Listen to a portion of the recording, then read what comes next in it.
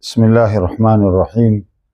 Assalamu alaikum wa rahmatullahi wa barakatuh. Ndugu zangu katika imani, tukiwa katika mwendelezo wa kuzungumzia historia mbalimbali katika mji wa Maka, leo tena kwa mara nyingine tutazungumzia kuhusu historia ya eneo la karibu kabisa na msikiti wa Maka.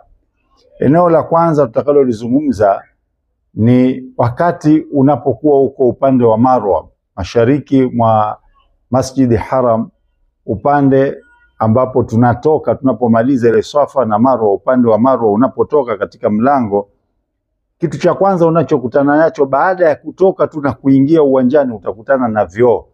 Pale kuna vyoo. Vyoo vile lilikuwa ni eneo la nyumba ya Abu Jahal.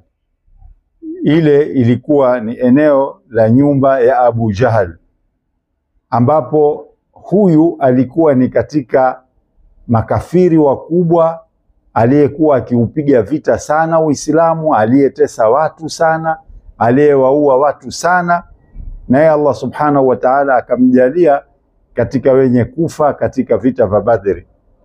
Sasa wafalme wa nchi ya Saudi Arabia wakaona zawadi ya kumpa ni kuchukua eneo lililokuwepo nyumba yake na kujenga vyoo ili watu wakafanyie haja katika eneo hilo. Lakini ukiondoka kwenye eneo hili la vyoo, pembeni yake utaona kuna geti. Eneo la msikiti wa Maka limezungushwa na fensi. Pembeni utaona kuna fensi ambapo unatoka nje ya eneo la msikiti, kuna kijumba kimoja cha ghorofa moja kiko hapo. Nyumba hii ndiko alikozaliwa Mtume Muhammad sallallahu alayhi wa alihi wasallam. Nyumba hii si kwa maana ni nyumba ile ile, bali pamefanyiwa matengenezo na matengenezo vizuri. Inasemekana mwaka 1950 na kitu palitengenezwa eneo lile na pamegeuzwa kuwa ni eneo la makumbusho. Jitahidi uende ukaone mahali alipozaliwa Mtume sallallahu alayhi wa sallam, ili na wewe uwe mmoja katika mtu ambaye amekanyaga eneo ambalo alizaliwa Mtume sallallahu alaihi wasallam, alicheza Mtume sallallahu alaihi wasallam, aliishi Mtume sallallahu alaihi wa alihi wasallam. Ni eneo la karibu sana na msikiti wa Maka, kiasi ambacho hata kama katika baadhi ya magrupu labda hawafiki katika eneo hilo, uwezekano wa wewe kuenda kupaona upo.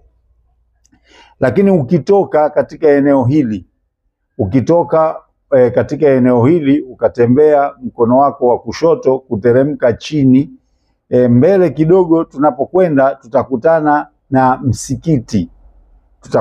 msikiti kiasi cha mwendo mdogo tu, labda kama haifiki hata nusu ya kilomita kutoka katika msikiti wa Maka.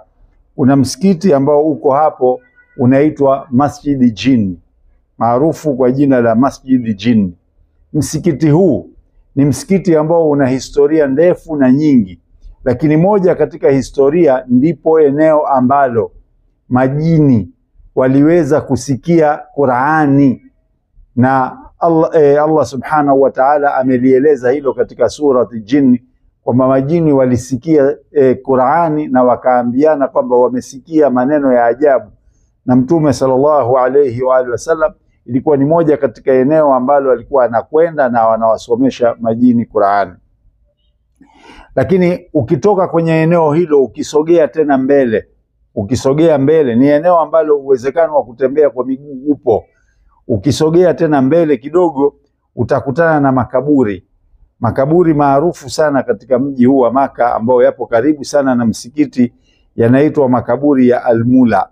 Makaburi ya Al-Mula, wapo watu wengi maarufu ambao wamezikwa katika eneo hilo. Mmoja katika watu maarufu waliozikwa katika eneo hilo ni mama yetu Khadija, aliyekuwa mke wa Mtume Muhammad sallallahu alayhi wa alihi wasallam, Bi Khadija binti Khuwailid, ambaye ndio mke kipenzi cha Mtume sallallahu alayhi wa alihi wasallam, ambaye ndio mke aliyemzalia Mtume sallallahu alayhi wa alihi wasallam watoto 6 kati ya watoto 7 wa Mtume sallallahu alayhi wa alihi wasallam. Ndio mwanamke ambaye alikuwa wa kwanza kusilimu katika Uislamu wakati Mtume sallallahu alayhi wa alihi wasallam alipoteremshiwa wahi. Ndiye mwanamke ambaye alitoa nguvu zake na pesa zake na fikra zake na mawazo yake katika kuusimamia Uislamu na katika kuhakikisha Mtume sallallahu alaihi wa sallam yuko salama kabisa katika maisha yake. Lakini pia katika makaburi hayo yupo ndugu yake Bi Aisha radhiallahu anha, mke wa Mtume sallallahu alaihi wa sallam, Asma binti Abu Bakar, ambaye tulimzungumzia jana. Yeye alikuwa ni mmoja katika ambao walikuwa wakipanda katika mlima ule, katika pango lile la Ghar, akimpelekea Mtume sallallahu alaihi wasallam na baba yake chakula, taarifa, vinywaji na vitu kama hivyo katika siku 3 walizokaa katika eneo lile. Pia mwanamke huyu amezikwa katika makaburi hayo, lakini pia wako baadhi ya maswahaba ambao wamezikwa katika maeneo hayo. Haya ni machache kati ya maeneo ambayo tumeweza kuyaeleza ambayo yako katika mji mtukufu wa Maka. Namuomba Allah subhanahu wa ta'ala awajalie wale wenye kwenda katika safari hii, awakubalie ibada zao, na awajalie katika wenye kuyatembelea maeneo ya historia ya Uislamu ili wayafahamu.